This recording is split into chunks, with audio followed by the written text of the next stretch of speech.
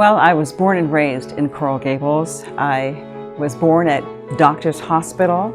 I went to Carver for 7th grade. I went to Ponce Junior High at that time for 8th and 9th grades, and then Coral Gables High School for 10th through 12th. My mother ran for office in 1979, and a year later I was off to college.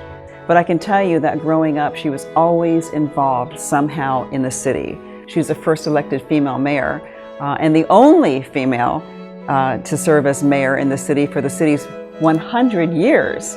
That makes her awfully special. But both my parents were always civically involved. And it was ingrained in all of us that we needed to be involved in our community, no matter where we lived, that we needed to be involved and we needed to give back. And that's the way I've always lived my life because of the example that my parents set for me. What brought us together was the physical condition of the campus, because I believe that students need to have a respectable environment in which to study. And I believe that it also gives them a sense of being valuable to a community. The community cares enough about them to give them a school that is pleasant to walk on and pleasant to be at. And Sam Joseph was chair of the Public Schools and Information Committee. And I spoke to him afterwards and told him that I wanted to get involved somehow. And he said, would you be willing to open the doors of your home for a public meeting? And from that we formed Friends of Gables High.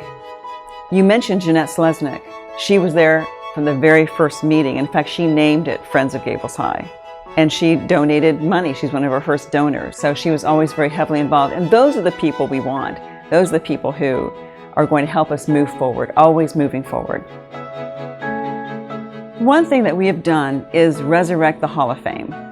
We want them to know the fantastic graduates of Coral Gables High School and how they walk those same hallways that they walk today. We want to show them what they could become after their education at Gables High.